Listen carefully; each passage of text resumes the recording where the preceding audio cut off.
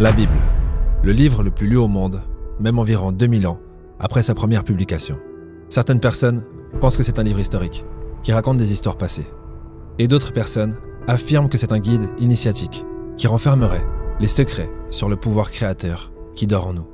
Après sa mise à l'écart, au IVe siècle, l'Évangile a complètement disparu.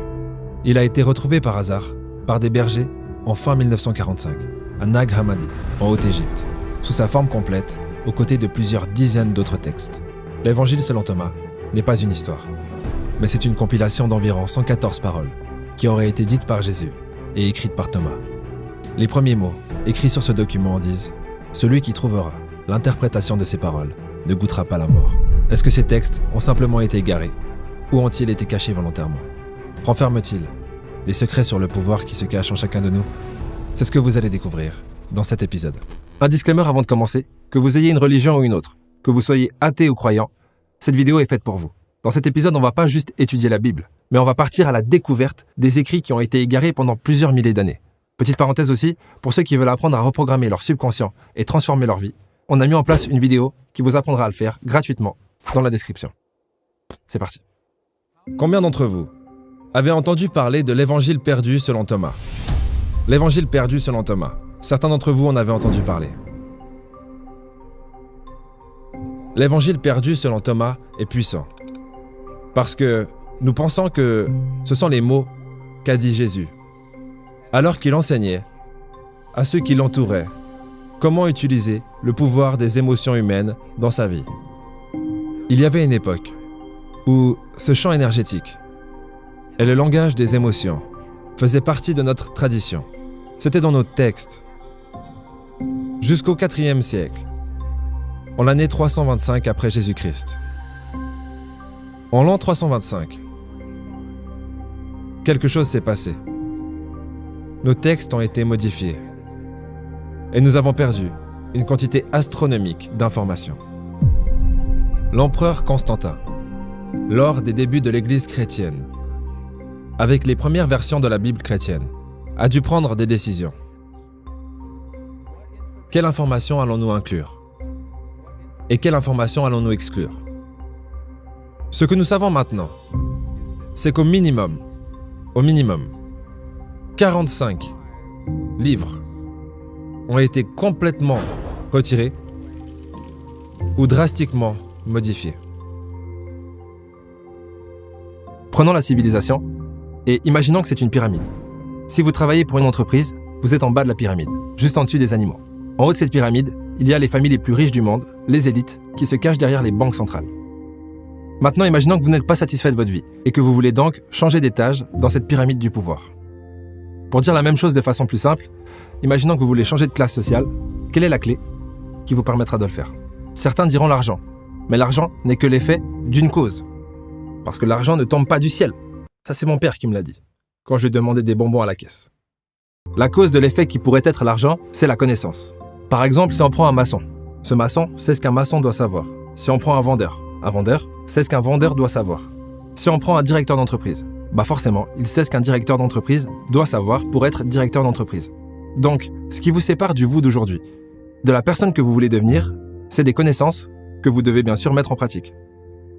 Plus vous accumulez de connaissances, plus vous grimpez dans cette pyramide du pouvoir. Mais le moins vous en savez, et le plus vous serez au service de ceux qui en savent le plus. Pour libérer la force de cette matrice divine dans nos vies, d'abord, nous devons comprendre comment est-ce qu'elle fonctionne. Et la science nous explique comment est-ce qu'elle fonctionne. Deuxièmement, nous devons parler le langage que la matrice divine reconnaît. Et la science ne peut pas nous expliquer cela.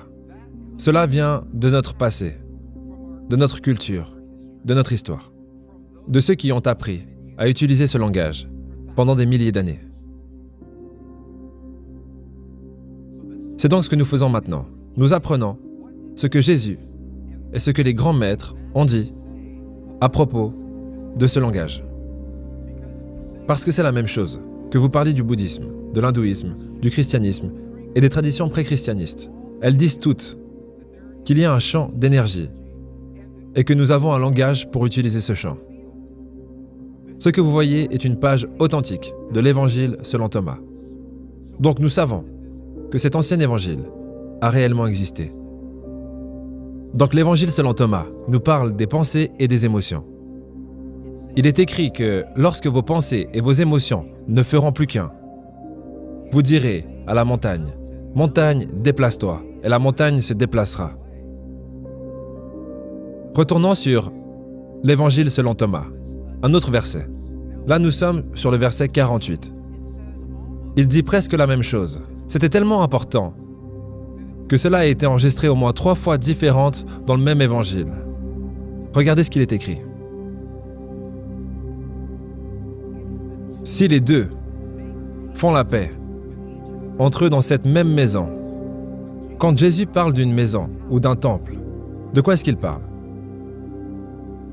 De quoi est-ce qu'il parle? Il parle de vous. Vous êtes la maison, vous êtes le temple. Si les deux font la paix entre eux dans cette même maison, si vos pensées et vos émotions deviennent un, s'ils font la paix l'un avec l'autre dans cette maison, regardez ce qu'il se passe. Ils diront à la montagne, « Déplace-toi » et elle se déplacera. Il nous le redit encore, dans un verset complètement différent, à quel point il est puissant de connecter vos pensées et vos émotions. Mais il ne nous a toujours pas dit comment. Comment faire cela? C'est la partie suivante. Les plus sceptiques d'entre vous sont déjà en train de se dire « Mais qu'est-ce qu'il raconte? Déplacer une montagne en connectant ses pensées et ses émotions. » Mais bien sûr, c'est une métaphore. Pour déplacer une montagne, il faudra déjà déplacer les premières pierres. Mais cette montagne n'est que la représentation de ce que vous pensez impossible.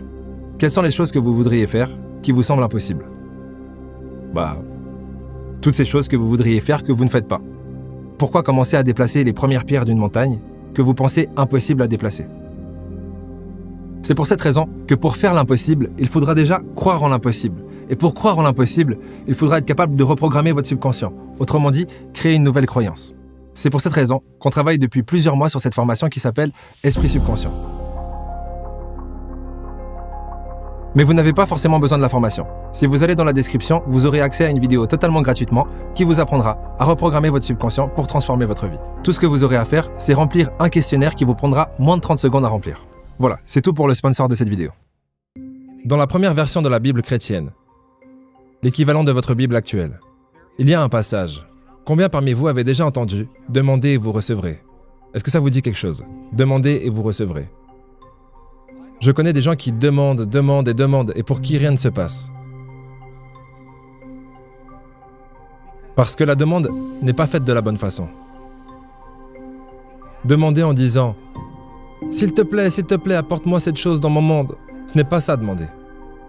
Pour demander, nous devons nous adresser au chant de la matrice divine, dans le langage que le chant reconnaît. Dans un langage qui a un sens. Le chant ne reconnaît pas votre voix. Il reconnaît le pouvoir de votre cœur. Rappelez-vous ce que je vous ai dit. Votre cœur crée des ondes électriques et des ondes magnétiques. C'est le langage que le champ énergétique reconnaît. Donc lorsque vous créez ce sentiment dans votre cœur, comme si votre prière avait déjà trouvé une réponse, cela crée les ondes électriques et les ondes magnétiques qui amèneront cette réponse à vous.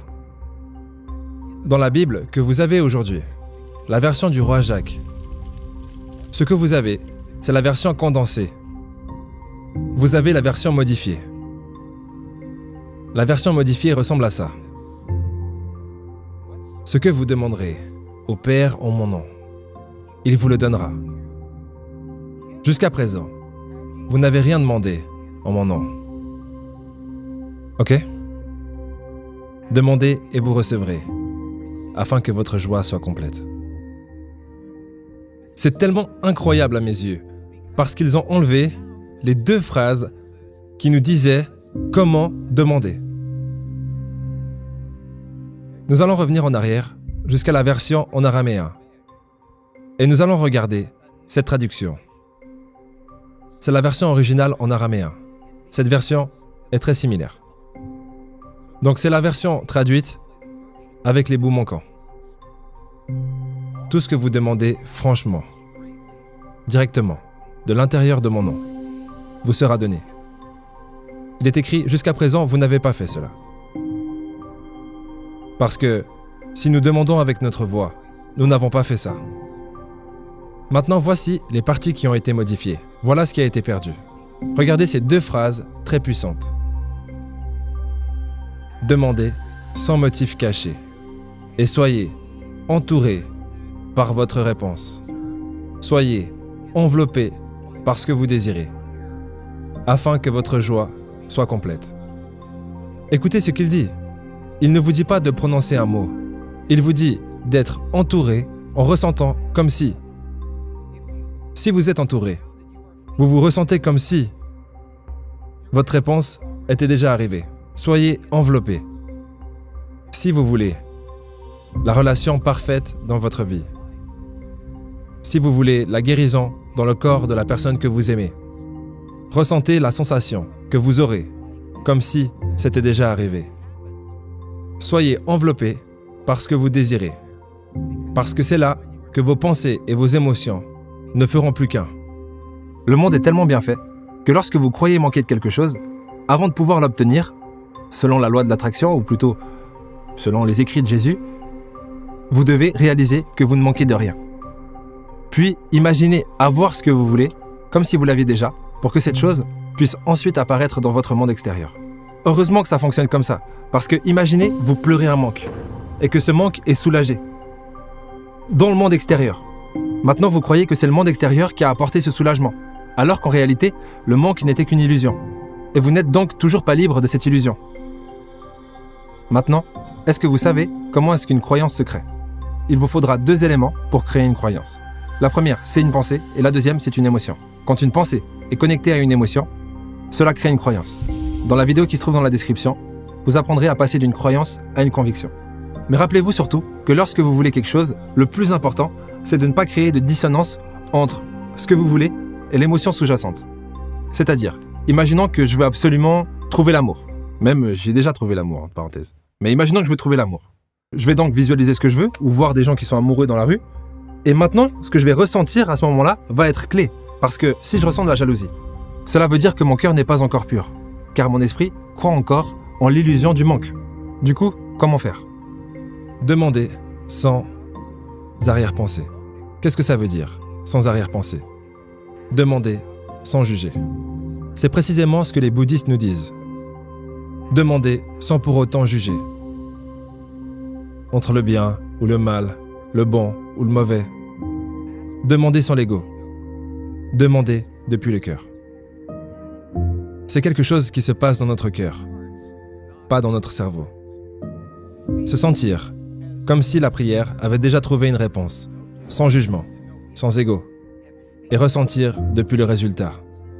Ressentir depuis le résultat, comme si c'était déjà arrivé. Pour ceux qui veulent s'amuser à décoder les 114 paroles dites par Jésus et écrites par Thomas, on vous les a mis dans la description. Bah voilà, en fait, c'est tout. Au prochain épisode.